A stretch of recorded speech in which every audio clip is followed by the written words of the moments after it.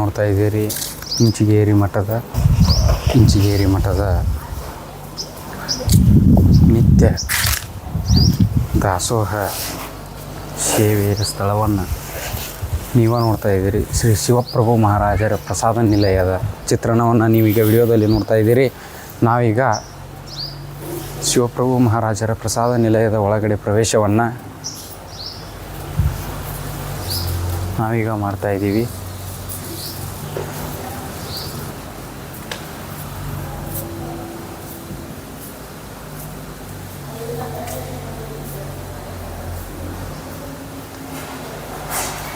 ಶ್ರೀಮಠಕ್ಕೆ ಆಗಮಿಸುವ ಸಹಸ್ರಾರು ಭಕ್ತರ ಪ್ರಸಾದ ಸೇವೆಗೆ ನಿರ್ಮಾಣಗೊಂಡಿರುವ ಶ್ರೀ ಶಿವಪ್ರಭು ಮಹಾರಾಜರ ಪ್ರಸಾದ ನಿಲಯದ ಚಿತ್ರಣವನ್ನು ನೀವೀಗ ನೋಡ್ತಾ ಇದ್ದೀರಿ. ಅತ್ಯಂತ ವಿಶಾಲವಾಗಿರುವ ಹಾಗೂ ಅತಿ ಹೆಚ್ಚು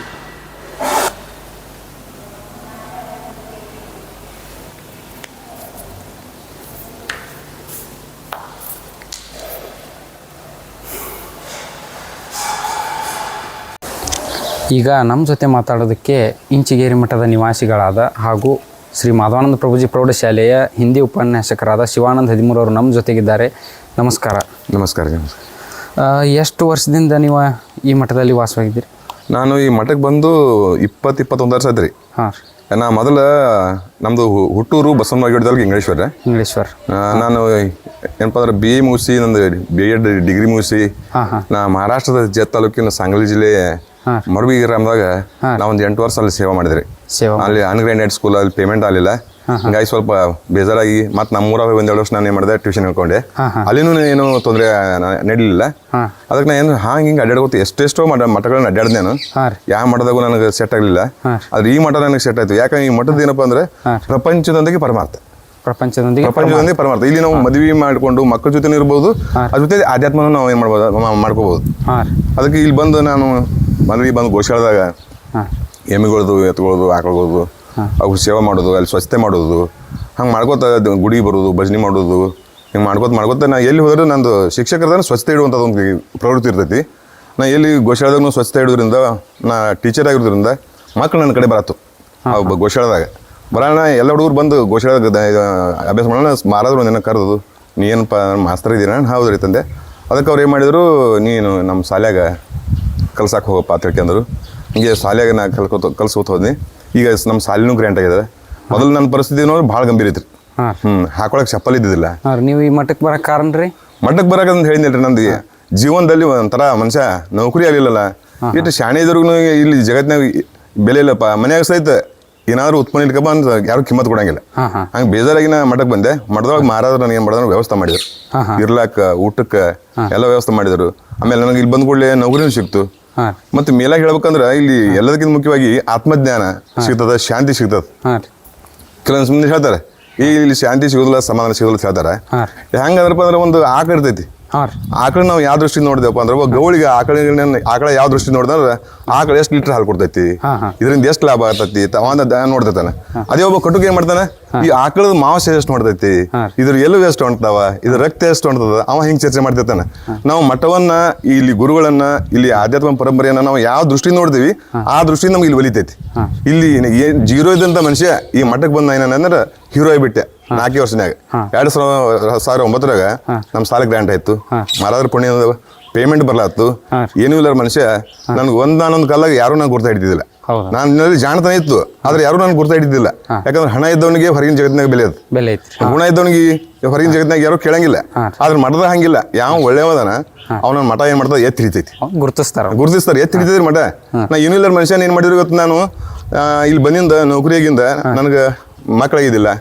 ಮಾರಾದ್ರು ನಮ್ಮ ಅವ್ವನ್ ತೊಗೊಂಬಂದು ಇಟ್ಕೊಂಡ್ರು, ನಾನು ಹೆಂಡತಿನ ತೊಗೊಂಬಂದು ಇಟ್ಕೊಂಡ್ರು, ಊಟದ ವ್ಯವಸ್ಥೆ ಮಾಡಿದ್ರು, A to Z ವ್ಯವಸ್ಥೆ ಮಾಡಿದ್ರು. ಮತ್ತೆ ಈಗ ಗ್ರ್ಯಾಂಟ್ ಆಗಿಂದ ನಾನು ಏನೂ ಇಲ್ಲಾರಂತ ಮನುಷ್ಯ ತಾಲೂಕು ಮಟ್ಟದ ಪ್ರಶಸ್ತಿ ತಗೊಂಡೆ, ಜಿಲ್ಲಾ ಮಟ್ಟದ ಪ್ರಶಸ್ತಿ ತಗೊಂಡೆ. ಆಮೇಲೆ ಈಗ ಹಿಂದಿ ಉಳಿಸೋದಕ್ಕೆ ನಾನು ಆಲ್ ಓವರ್ ಇಂಡಿಯಾದಾಗ ಫೇಮಸ್ ರೀ. ವಾರಣಾಸಿ ಒಳಗೆ ಒಂದು ಸಮ್ಮೇಳನ ಆಯ್ತು ಮೊನ್ನೆ, ಆ ಸಮ್ಮೇಳನಕ್ಕೆ ಹೋಗಿದ್ದೆ. ಆಮೇಲೆ ಅಂತರ್ಮನಕಿ ಅವಸ್ಥೆ ಒಂದು ಪುಸ್ತಕ ಬರ್ತೀನಿ ಹಿಂದಿ ಒಳಗೆ.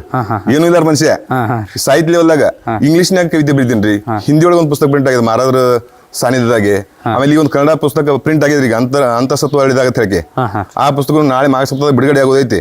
ಅಂದ್ರೆ ಏನೂ ಇಲ್ಲರ ಮನುಷ್ಯ ಏನೆಲ್ಲ ಮಾಡ್ಬೋದು ಅನ್ನಕ ಇದೊಂದು ಮಠ ಉದಾಹರಣೆ. ಯಾಕಂದ್ರೆ ನಮ್ಮೊಳಗೆ ಎಲ್ಲ ಇರ್ತೈತಿ, ಅಂದ್ರೆ ಮನಸ್ಸಿನೊಳಗೆ ಎಲ್ಲ ಇರ್ತೈತಿ, ಅದನ್ನ ಹೊರಗೆ ತೆಗೆದುಕೊಡುವಂತವನೇ ಸದ್ಗುರು. ಈ ಧ್ಯಾನ, ಭಜನೆ, ನೀತಿ ನೇಮ, ಈ ದಾಸಬೋಧ, ಮನಾಜ ಶ್ಲೋಕ ಇವೆಲ್ಲ ಓದ್ತೀವಲ್ರಿ, ಓದಿದ ಮನುಷ್ಯ ಏನಪ್ಪಾ ಅಂದ್ರೆ ಅಂತರ ಜ್ಞಾನ ಹೊರಗೆ ಬರ್ತೈತಿ. ಅವ ಏನು ಅನ್ನೋದು ಗೊತ್ತಾಗೈತಿ. ಹೆಂಗ್ ನರೇಂದ್ರ ವಿವೇಕಾನಂದ ಅದ, ನರೇಂದ್ರ ವಿವೇಕಾನಂದ ಹೆಂಗದಂದ್ರೆ ಅವನೊಳಗೆ ಜ್ಞಾನೋದಯ ಆಯ್ತು, ನರೇಂದ್ರ ಹೋಗಿ ವಿವೇಕಾನಂದ ಅದ. ಹಂಗ ನಮ್ಮಲ್ಲಿ ಮಾಧವಾನಂದ ಕೂಡ ಧ್ಯಾನ ಮಾಡಿ ತಾವಷ್ಟೇ ಏನಪ್ಪಾ ಅಂದ್ರೆ ಅವರು ಇದು ಆಗ್ಲಿಲ್ಲ, ತಮ್ಮ ಜೊತೆ ಸಾವಿರಾರು ಕೋಟ್ಯಾನು ಕೋಟಿ ಭಕ್ತರು ಸತ್ತವ್ರು ಏನ್ ಮಾಡಿದ್ರು, ಉದ್ಧಾರ ಮಾಡಿದ್ರು. ಅದಕ್ಕೆ ಯಾರು ಈ ಮಠಕ್ಕೆ ಬರ್ತಾರ, ಈ ಮಠದಲ್ಲಿ ಮಠದ ಮೇಲೆ ನಂಬಿಕೆ ಇಡ್ತಾರ, ಅವ್ರು ಏನು ಗೆಸ್ ಮಾಡಿರ್ತಾರಲ್ಲ ಅದಕ್ಕಿಂತ ಅವ್ರು ಏನಪ್ಪಾ ಹೆಚ್ಚಿಗೆ ಇದು ಮಾಡ್ಬೋದು. ನನ್ನ ಅನುಭವ ಏನಪ್ಪಾ ಅಂತಂದ್ರೆ, ನಾನು ಇವತ್ತು ದೇವರಿಗೆ ₹1 ಕೇಳಿದಪ್ಪ ಅಂದ್ರೆ ದೇವ್ರು ನಮಗೆ ₹100 ಕೊಡ್ತಾನೆ. ಇಷ್ಟೊಂದು ಇಲ್ಲಿ ಏನಪ್ಪಾ ಅಂದ್ರೆ ಸಂಪತ್ ಭರಿತವಾದಂತ ಒಂದು ಸ್ಥಾನ ಇದು. ಅದ್ರಲ್ಲಿ ಏನಪ್ಪಾ ಅಂದ್ರೆ ನಮ್ಮ ಭಾವ ಶುದ್ಧ ಇರಬೇಕು, ಭಕ್ತಿ ಮಾಡ್ಬೇಕು, ಮನಸ್ಸಬ್ರಿಗೂ ಧ್ಯಾನ ಮಾಡ್ಬೇಕು, ಮತ್ತು ಡಾಂಬಿಕತನ ನಡೆಯಲಿ ಇಲ್ಲಿ. ಮತ್ತೆ ಇನ್ನೊಂದು ಹೇಳ್ಬೇಕಂದ್ರೆ ಏನಪ್ಪಾ ಅಂದ್ರೆ, ಇಂಚಗೇರಿ ಮಠ ಜಗತ್ತಿಗೆ ಗದಿ ಆಗೋದಕ್ಕೆ ಗುರುಲಿಂಗ ಮಹಾರಾಜ್ ಹೇಳಿರುತ್ತೆ. ಅದು ನನಗೂ ಏನು ಅನಿಸ್ತೈತಿ, ಈಗ ನೋಡ್ರಿ ದೇಶದಲ್ಲಿ ಕೋಮುವಾದ, ಜಾತ್ಯತೀತ ಎಲ್ಲಿ ನೋಡ್ತಿರ್ಲಿ ಹೊಡೆದಾಟ, ಬಡದಾಟ, ಕೊಲೆ, ಸುಲಿಗೆ ಇವೆಲ್ಲ ನಡೆದವ್ರಿ. ಯಾಕಂದ್ರೆ ಆತ್ಮಜ್ಞಾನ ಇಲ್ಲ ಕಾಲಕ್ಕೆ ಅದೆಲ್ಲ ಏನಪ್ಪ ಅಂದ್ರೆ ಗುರುಗಳಾದ ಆತ್ಮಜ್ಞಾನ ಕೊಟ್ರಪ್ಪ ಅಂದ್ರೆ, ಈಗ ಎಲ್ಲಾ ಜಾತಿ ಧರ್ಮದ ಸಹ ನಮ್ಮ ಮಠದಾಗ ಬಂದು ಹೋಗ್ತಾರೆ. ಸಪ್ತಾದಾಗ ವಿದೇಶದವ್ರ ಸಹ ಬಂದು ಹೋಗ್ತಾರೆ, ಮುಸ್ಲಿಂ ಬಾಂಧವ್ರ ಸಹ ಬಂದು ಹೋಗ್ತಾರೆ, ಎಲ್ಲಾ ಧರ್ಮದವ್ರು ಬಂದು ಹೋಗ್ತಾರೆ. ಯಾಕಂದ್ರೆ ಇಲ್ಲಿ ಜಾತಿ ಆಧಾರಿತ ಸಂಪ್ರದಾಯ ಎಲ್ಲ ನಮ್ದು. ಇದೇನಪ್ಪ ಅಂದ್ರೆ ಆತ್ಮ ಜೀವ ಆಧಾರಿತ ಸಂಪ್ರದಾಯ. ಇಲ್ಲಿ ಜೀವಕ್ಕೆ ಜಾತಿ ಇಲ್ಲ ಅನ್ನುವಂಥದ್ದು ಇಲ್ಲಿ ನಮ್ಮ ಮಠದೊಳಗೆ ಐತಿ. ಅದಕ್ಕೆ ಪ್ರತಿಯೊಬ್ಬರು ಈ ಮಠಕ್ಕೆ ಬರಬೇಕು ಮತ್ತು ತಮ್ಮ ಜೀವನ ಸಾರ್ಥಕ ಮಾಡಬೇಕು ಅನ್ನೋದು ನನ್ನ ಆಸೆ. ಇದಕ್ಕೆ ನಾನು ಒಂದು ಉದಾಹರಣೆ, ನಾನೇ ಇದಕ್ಕೊಂದು ಉದಾಹರಣೆ. ಈ ಮಠದಲ್ಲಿ ಏನೂ ಇಲ್ಲಾರ್ದ ಮನುಷ್ಯ, ಅದಕ್ಕೊಂದು ನಾನು ಟೈಟಲ್ ಕೊಟ್ಟಿನ್ರಿ. ನಂದು 2-3 ಟಿವಿಯಾಗ ಪ್ರಸಾರ ಆಗ್ಯದ, ಜೀರೋ ಇದ್ದು ನಾನು ಹೀರೋ ಮಾಡುವ ಮಠ. ಇಲ್ಲಿ ಬಂದ್ರೆ ಪ್ರತಿಯೊಬ್ಬರು ಪಾವನಕರ, ಯಾರು ಬಂದು ಮನಸ್ಸಾವ್ರು ಬಂದು ಈ ಮಠಕ್ಕೆ ಬಂದು ಹೋಗಾರೆ ಅವರು ಜೀವನ ಬದಲಾವಣೆ. ನಂದೊಂದೇ ಅಲ್ಲ, ಈಗ ನನಗಿಂತ ಮುಂಚೆ ಎಷ್ಟೋ ಜನ ಇಲ್ಲಿ ಬಂದು ಉದ್ಧಾರ ಆಗ್ಯಾರ. ಈಗಾದರೂ ನೀವು ಮಠದಲ್ಲಿ ಸೇವೆಯನ್ನು ಸಲ್ಲಿಸ್ತೀರಿ? ಈಗ ನಾನು ಶಾಲೆಯಲ್ಲೂ ಸೇವೆ ಮಾಡ್ತೇನೆ ರೀ ಅವ್ರ ಜೊತೆ ಮಠದಲ್ಲಿ. ಯಾಕಂದ್ರೆ ನಾವು ಉದ್ಧಾರ ಆಗಿದ್ದೆ ಮಠದಿಂದ. ಮಠದಲ್ಲಿ ಸ್ವಚ್ಛತೆ ಮಾಡೋದು, ಶಾಲೆ ಮಕ್ಕಳನ್ನ ಕರ್ಕೊಂಡು ಮಾಡೋದು, ಅವ್ರಿಗೆ ಮಹಾರಾಜರಿಂದ ಉಪದೇಶ ಕೊಡಿಸೋದು ಮಾಡ್ತಿರ್ತೀವಿ. ಹಂಗೆ ಮಠದ ದಿಂಡಿ ಪಾದಯಾತ್ರೆಗಳಲ್ಲಿ ಭಾಗವಹಿಸ್ತೀವಿ. ಪ್ರತಿ ವರ್ಷ ಒಂದು ಮಾಘ ಸಪ್ತಾಹದಾಗ ಒಂದು ದಿಂಡಿ ಬರ್ತೈತೆ ಗುಲ್ಬರ್ಗದಿಂದ ಮತ್ತು ಹುಬ್ಬಳ್ಳಿಯಿಂದ. ಆಮೇಲೆ ದೇವ್ರ ಸಪ್ತಾಹದಾಗೂ ಮೇದಾಗೂ ದಿಂಡಿ ಬರ್ತಾವ. ನಾವು ದಿಂಡಿದಾಗ ಭಾಗವಹಿಸ್ತೀವಿ, ಮಕ್ಕಳನ್ನು ಕರ್ಕೊಂಡು ಹೋಗ್ತೀವಿ. ಬರೀ ಶಾಲೆಯಲ್ಲಿ ಪಾಠ ಮಾಡಿ 6 ವಿಷಯಗಳು ಕಲಿಸೋದು, ಟೆಕ್ಸ್ಟ್ ಬುಕ್ ಅಭ್ಯಾಸ ಮಾಡಿದ್ರೆ ಮಕ್ಕಳು ಪರಿಪೂರ್ಣ ಆಗೋದಿಲ್ಲ ರೀ ಇವತ್ತಿನ ಕಾಲದಾಗ. ಅವ್ರಿಗೆ ಆತ್ಮಜ್ಞಾನ ಬೇಕು. ಯಾಕೆ ವಿದ್ಯೆಗಳಲ್ಲಿ ರಾಜ್ಯ ವಿದ್ಯೆ ಅಂದ್ರೆ ಆಧ್ಯಾತ್ಮ ವಿದ್ಯೆ. ನಾವು ಮಕ್ಕಳನ್ನ ಏನು ಮಾಡ್ತೇವೆ, ದಿಂಡಿ ಕರ್ಕೊಂಡು ಹೋಗ್ತೀವಿ, ಪಾದಯಾತ್ರೆ ಕರ್ಕೊಂಡು ಹೋಗ್ತೀವಿ, ಭಜನೆ ಸಪ್ತಾಹದಲ್ಲಿ ಕೂಡಿಸ್ತೇವೆ. ಅವರಿಗೆ ಅಕ್ಷರಾಭ್ಯಾಸ ಜೊತೆಗೆ ಅವ್ರಿಗೆ ಆತ್ಮಜ್ಞಾನದ ಅಭ್ಯಾಸ ಬೇಕು. ಈಗ ಕೇವಲ ಅಕ್ಷರ ಕಲ್ದ್ರೆ ಅವ ಏನಕ್ಕನಪ್ಪ ಅಂದ್ರೆ ಸಾಕ್ಷರ ಅಂತ ಒಂದು ಅಕ್ಷರ ಶಬ್ದ ಅದ ರೀ. ಆ ಸಾಕ್ಷರ ಶಬ್ದವನ್ನು ಉಲ್ಟಾ ಮಾಡಿದ್ರೆ ಅಂತ ರಾಕ್ಷಸ ಅಂತ ಅರ್ಥಕತಿ. ಬರೀ ಅಕ್ಷರ ಕಲ್ದ್ರೆ ಅವ ಹ್ಯಾಂಗ್ ಬದುಕಬೇಕು, ಮಾನವ ಅಂದ್ರೆ ಗೊತ್ತಾಗಲ್ಲ ಅವನಿಗೆ. ಅಕ್ಷರಾಭ್ಯಾಸ ಜೊತೆಗೆ ಅವನಿಗೆ ಆತ್ಮಜ್ಞಾನ ಅಭ್ಯಾಸನೂ ಇವತ್ತು ಬೇಕು. ಇವತ್ತು ಯಾಕೆ ಜಗತ್ತು ಹಿಂಗಲ್ಲ ಅಂದ್ರೆ ಕೇವಲ ಶಿಕ್ಷಣದಲ್ಲಿ ಅಕ್ಷರಾಭ್ಯಾಸ ನಡೆದೈತಿ, ಆತ್ಮಜ್ಞಾನದ ಅಭ್ಯಾಸ ಆಗಿಲ್ಲ. ಈಗ ಹೊರಗಿನ ಮಠಗಳಿಗೆ ನಾವೇನೋ ಇದು ಮಾಡಂಗಿಲ್ಲ. ಆದ್ರೆ ಇಲ್ಲಿ ಕೇವಲ ಏನಪ್ಪ ಅಂದ್ರೆ ಅವರು ಉಪದೇಶ ಕೊಡ್ತಾರೆ, ನೀವು ಮಾಡ್ಕೊತ ಹೇಳ್ತಾರೆ. ನಮ್ಮ ಮಠದಾಗ ಹಂಗಿಲ್ಲ ಗುರುಗಳು. ಅವ್ರು ಬಂದ್ರಪ್ಪ ಅಂದ್ರೆ ಅವ್ರನ್ನ ತನ್ನವನ್ನ ತಿಳ್ಕೊಂಡು ತನ್ನಂತೆ ಮಾಡ್ಕೋ ಸಂಬಂಧ ಅವ್ರು ಅವ್ರಿಗೆ ಉಪದೇಶ ಕೊಟ್ಟು ತಮ್ಮಂತೆ ಮಾಡ್ಕೋತಾರ. ಅವ್ರು ಆತ್ಮಜ್ಞಾನವನ್ನು ಕೊಡ್ತಾರ್ಲಿ. ಈಗ ನೀವು ಯಾವುದೇ ಲಾಭದ ನಿರೀಕ್ಷೆ ಇಲ್ಲದೆ ಮಠದಲ್ಲಿ ಸೇವೆಯನ್ನು ಸಲ್ಲಿಸಿರಿ, ಅದಕ್ಕೆ ತಕ್ಕ ಫಲ ನಿಮ್ಗೆ ಸಿಕ್ಕತ್ತೆ ಅನಿಸ್ತೇನೆ ಸರ್? ಈಗ ನಾವು ಎಲ್ರಿ ಒಂದು ಹೊಲಕ್ಕೆ ಕೆಲ್ಸಕ್ಕೆ ಹೋಗ್ಯಾವ್ರಿ. ನಾವು ಅವ್ರು ಏನ್ ಮಾಡ್ತಾರೆ ನಮಗೆ ದಿನಕ್ಕೆ ₹300 ಕೂಲಿ ಕೊಡ್ತಾರೆ. ಅಲ್ಲಿ ನಾವು ನಿರೀಕ್ಷೆ ಇಟ್ಟಿರ್ತೀವಿ. ನಮ್ಮದು ಏನಪ್ಪ ಅಂದ್ರೆ ಇವ್ರು ಹೇಳ್ತಾರ, ಯಾರಪ್ಪ ಅಂದ್ರೆ ವಿನೋಬ ಭಾವೇಜಿಯವರು ಗೀತಾ ಪ್ರವಚನದಾಗ ಬರ್ತಾರೆ. ಆಮೇಲೆ ಭಗವದ್ಗೀತೆ ಒಳಗೆ ಒಂದು ಶ್ಲೋಕ ಅದ, ನಿಷ್ಕಾಮ ಕರ್ಮ ಮಾಡೋದಕ್ಕೆ. ಅಂದ್ರೆ ಯಾವುದಕ್ಕೆ ನಾವು ಫಲಾಪೇಕ್ಷೆ ಮಾಡ್ತೀವಿ ಅದು ಫಲ ಒಂದು ಲಿಮಿಟ್ನಾಗ ಬರ್ತದೆ ರೀ. ನಿಷ್ಕಾಮ ಕರ್ಮದಿಂದ ನಾವು ಮಾಡಿದ್ರೆ ನಿರೀಕ್ಷೆ ಇಲ್ಲದಟ್ಟು ಫಲ ಬರ್ತೈತ್ರಿ. ಇನ್ನ ಏನು ನಿರೀಕ್ಷೆ ಮಾಡಿದಿಲ್ಲ, ಬರ್ತಿದ್ದೆ ಸುಮ್ಮನೆ. ನನಗೆ ಒಂದು ಮಧ್ಯಾಹ್ನ ಒಂದು ಹೊತ್ತಿನ ಊಟ ಸಿಕ್ಕ ಸಾಕದೆ ಬಂದಿದ್ದೆ. ನಾನು ಒಂದು ಹೊತ್ತಿನ ಊಟಕ್ಕೆ ಬಂದಂತವ ಇವತ್ತು ನಂದು ಲೈಫೇ ಚೇಂಜ್ ಆಗಿಬಿಟ್ಬಿಟ್ಟದು. ಎಷ್ಟು ನಾನು ನಿರೀಕ್ಷೆ ಮಾಡಿದ್ದೆ ಅದಕ್ಕೆ ಹೆಚ್ಚಿಗೆ ಬರ್ತದೆ. ಅದಕ್ಕೆ ಯಾವುದಕ್ಕೂ ಫಲಾಪೇಕ್ಷೆ ಇರಬಾರ್ದು ರೀ. ಸುಮ್ಮನೆ ನಾವು ಸೇವೆ ಮಾಡ್ಕೋದಿರ್ಬೇಕು.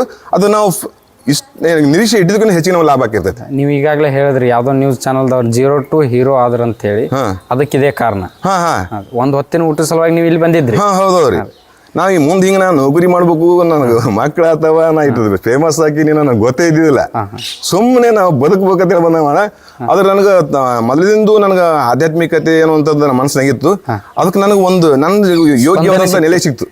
ಯೋಗ್ಯವಾದಂಥ ನೆಲೆ ನನಗೆ ಬೇಕಾಗಿದ್ದು ನೆಲೆ ಒಂದು ಸಿಕ್ತು ನನಗೆ. ಸರ್ ನಿಮ್ಮ ಪ್ರಕಾರ ಈ ಮಠದ ಉದ್ದೇಶ ಪರಮ ಉದ್ದೇಶ ನಿಮ್ಮ ಪ್ರಕಾರ ಏನು ಹೇಳಕ್ಕೆ ಇಷ್ಟಪಡ್ತೀರಿ? ಈ ನಮ್ಮ ಮಠದ್ದು ಮೂಲ ಉದ್ದೇಶ ಏನಪ್ಪ ಅಂತಂದ್ರೆ ಇಲ್ಲಿ ಯಾರು ಹಸಿವಿನಿಂದಿರಬಾರ್ದು, ಯಾರು ತೊಂದರೆ ಒಳಪಡಬಾರ್ದು. ಈಗ ನೋಡ್ರಿ, ಮನೆಯಲ್ಲಿ ಏನೇ ತೊಂದರೆ ಆದ್ರೆ ಮನೆಯಿಂದ ಹೊರಗೆ ಹಾಕ್ಬಿಟ್ಬಿಡ್ತಾರೆ. ಆದ್ರೆ ಮನೆಯಿಂದ ಹೊರಗೆ ಹಾಕಿದವರು ನಮ್ಮ ಮಠ ಒಳಗೆ ಹಾಕೋತದ. ಅವ್ರಿಗೆ ಮನುಷ್ಯನಾಗಿ ಮಾಡ್ತದ್ರಿ. ಇಲ್ಲಿ ಪುನರ್ಜನ್ಮ ಕೊಡ್ತದ್ರಿ. ನನಗಾದ್ರೂ ಇಲ್ಲಿ ಪುನರ್ಜನ್ಮ ಸಿಕ್ತು. ಮೊದಲಿನ ಶಿವಾನಂದ ಈಗ ಮತ್ತೊಬ್ಬ ಶಿವಾನಂದ ಆಗಿಬಿಟ್ಟನ್ರಿ. ಅದಕ್ಕೆ ಇಲ್ಲಿ ಏನ್ ಮಾಡ್ತಾರ, ಅಬಲೆಯರನ್ನ, ದೀನರನ್ನ, ದಲಿತರನ್ನ, ಹಸಿದವರನ್ನ ಈ ಮಠ ಕರ್ಕೊಂಬಂದು ಏನ್ ಮಾಡ್ತಾರೆ, ಅವ್ರಿಗೆ ಹೊಟ್ಟೆ ಜೊತೆ ಶಿಕ್ಷಣ ಜೊತೆಗೆ ಅವ್ರಿಗೆ ನೆತ್ತಿ ಶಿಕ್ಷಣ ಕೊಡ್ತಾರೆ, ಆತ್ಮಜ್ಞಾನ ಮಾಡಿಸ್ತಾರೆ. ಆ ಮನುಷ್ಯನ ಏನ್ ಮಾಡ್ತಾರ, ಮತ್ತೊಬ್ಬ ಹೊಸ ಮನುಷ್ಯನ ಏನ್ ಮಾಡ್ತಾರ, ದೇವಮಾನವನಾಗಿ ಮಾಡ್ತಾರ. ಇದೇ ಒಂದು ಈ ಮಠದ ಒಂದು ಉದ್ದೇಶ ರೀ. ಸರ್ ಧನ್ಯವಾದಗಳು, ಇಷ್ಟು ಸಮಯ ನಮ್ಮ ಜೊತೆ ಮಾತಾಡಿದ್ದಕ್ಕೆ. ನಮಸ್ಕಾರ. ತಮಗೂ ಧನ್ಯವಾದಗಳು ರೀ. ಹಾಂ, ಈಗ ನಮ್ಮ ಜೊತೆ ಮಾತಾಡೋದಕ್ಕೆ ಶ್ರೀಮಠದ ನಿವಾಸಿಗಳಾದ ಹಾಗೂ ಹಿರಿಯರಾದ ಶ್ರೀ ಪುಂಡ್ಲಿಕ್ ನಾಗಮಣಿ ಅವರು ನಮ್ಮ ಜೊತೆಗಿದ್ದಾರೆ. ನಮಸ್ಕಾರ. ನಮಸ್ಕಾರ. ಎಷ್ಟು ದಿವಸದಿಂದ ನೀವು ಇಲ್ಲಿ ಇಂಚಿಗೇರಿ ಮಠದಲ್ಲಿ ವಾಸ ಮಾಡ್ತೀರಿ? ನಾವು ಚಿಕ್ಕವರು ಇದ್ದಾಗಿಂದ ಇಲ್ಲಿ ಹೋಗಿದ್ದೀವಿ. ದಿನನಿತ್ಯದ ನಿಮ್ಮ ಕಾರ್ಯಕ್ರಮ ಹಾಗೂ ನಿಮ್ಮ ಕೆಲಸವೇನು ಇಂಚಿಗೇರಿ ಮಠದಲ್ಲಿ? ಬಂದವರಿಗೆ ಪ್ರಸಾದ ಮಾಡೋ ವ್ಯವಸ್ಥೆ ಹೇಳೋದು ಮಾಡೋದು, ಅವ್ರಿಗೇನು ಕೇಳ್ತಾರೆ ಅದನ್ನ ಕೊಡ್ತಕ್ಕಂಥ ಕೆಲಸವನ್ನು ಮಾಡ್ತಾ ಇದ್ದೀವಿ. ಶ್ರೀಮಠದ ಬಗ್ಗೆ ನಿಮ್ಮ ಅಭಿಪ್ರಾಯ? ಇದು ಭಕ್ತರಿಗೆ ವೈಕುಂಠ ಇದ್ದಂಗೆ ಇದೆಪ್ಪ. ಅವ್ರಿಗೆ ಬಂದವರಿಗೆ ಭಕ್ತಿ ಮಾರ್ಗವನ್ನು ತೋರಿಸ್ತದ ಮತ್ತು ಮುಕ್ತಿನೂ ಕೊಡ್ತಕ್ಕಂಥ ಕ್ಷೇತ್ರ ಆಗ್ಯದ. ಇಷ್ಟು ಹೇಳಲಿಕ್ಕೆ ಬಯಸ್ತೀನಿ. ಎಷ್ಟು ವರ್ಷಗಳಿಂದ ನೀವು ಇಲ್ಲಿ ಬರ್ತಾ ಇದ್ದೀರಿ? ನಾನು ಲೆಕ್ಕ ಇಟ್ಟಿಲ್ಲಪ್ಪ. ನಾನು ಚಿಕ್ಕವನಿದ್ದಾಗಿಂದ ಗುರುಪುತ್ರಪ್ಪ ಮಹಾರಾಜರು ಇದ್ದಾರೆ, ನನ್ನ ಬೆಳೆಸಿ ದೊಡ್ಡವನನ್ನಾಗಿ ಮಾಡ್ಯಾರ. ಈಗ ತುಂಬ ವರ್ಷಗಳಿಂದ ನೀವು ಶ್ರೀಮಠದಲ್ಲಿ ಎಲ್ಲ ಕಾರ್ಯಗಳನ್ನು ಎಲ್ಲವನ್ನ ನೋಡ್ತೀರಿ. ಈ ಎಲ್ಲವನ್ನ ನೋಡಿದ್ರಿಂದ ತಮ್ಮ ಅಭಿಪ್ರಾಯ? ಇದು ಭಕ್ತರಿಗೆ ಯಾವುದೇ ಭಾವನೆಗಳಿಲ್ಲದೆ ಹೆಣ್ಣು ಗಂಡು ಒಂದನ್ನು ಬಿಟ್ಟರೆ ಅನ್ಯಥಾ ಭಾವ ಬರ್ದಂಗೆ ಇದನ್ನು ಒಂದು ಬಸವಣ್ಣವ್ರು ಏನು ನಡ್ಕೊಂಡು ಬಂದರೋ ಆ ತತ್ವದ ತಳಹದಿ ಮೇಲೆ ಇದನ್ನು ಕಟ್ಕೊಂಡು ಬಂದಾರಪ್ಪ. ಇಲ್ಲಿ ಜಾತ್ಯತೀತ ಭೇದ ಭಾವ ಅದು ಯಾವುದೂ ಇಲ್ಲಪ್ಪ, ಯಾವುದೂ ಇಲ್ಲ. ಅದರ ಲೆಕ್ಕನೇ ಬಿಟ್ಟು ಇದನ್ನು ಬೆಳೆಸ್ಕೊಂಡು ಬಂದಾರ ಗುರುಗಳು. ಗುರು ಪರಂಪರೆ ಆಯ್ತು ಎಲ್ಲರೂ. ದಿನನಿತ್ಯ ಎಷ್ಟು ಭಕ್ತರು ಇಲ್ಲಿ ಭೇಟಿ ನೀಡ್ತಾರ್ರಿ? ಸಾವಿರಾರು ಜನ ಭಕ್ತರು ಬಂದು. ಅದಕ್ಕೆ ಮಿತಿ ಇಲ್ಲ? ಮಿತಿನೇ ಇಲ್ಲಪ್ಪ. ಎಲ್ಲರಿಗೂ ಕೂಡ ಪ್ರವಾಸದ ವ್ಯವಸ್ಥೆ ಇಲ್ಲಿದೆ? ಇದೆಯಪ್ಪ. ಎಲ್ಲ ಥರದಿಂದ ವ್ಯವಸ್ಥೆನೂ ಬಂದು ಬರ್ತಾರೆ. ನಾಷ್ಟ ಇದ್ದ ಟೈಮ್ಗೆ ನಾಷ್ಟ ಅದ, ಚಹಾ ಟೈಮ್ ಚಹಾ, ಊಟದ ಟೈಮ್ಗೆ ಊಟ. ಅಕಸ್ಮಾತ್ ವಸ್ತಿ ಇರ್ತಾನಂದವ್ರಿಗೆ ವಸ್ತಿ ವ್ಯವಸ್ಥೆನೂ ಆಯ್ತು. ಒಟ್ಟಿನಲ್ಲಿ ಹೇಳೋದಾದರೆ ಈ ಮಠದ ಉದ್ದೇಶ ಇದನ್ನು ಜಗಕ್ಕೆ ಇದು ಕ್ಷೇತ್ರ ಜೀವನ ಮುಕ್ತಿ ಕೊಡಬೇಕಂತೇಳಿ ಬಯಸಿ ಬಂದಂಥ ಒಂದು ಕ್ಷೇತ್ರ ಇದು. ಆ ಲೆಕ್ಕದಾಗ ಬಂದೈತಿ. ಓಕೆ, ಧನ್ಯವಾದಗಳು. ನಮ್ಮ ಜೊತೆ ಇಷ್ಟೊತ್ತನ ಮಾತಾಡಿದ್ದಕ್ಕೆ ತಮಗೆ ನಮಸ್ಕಾರ.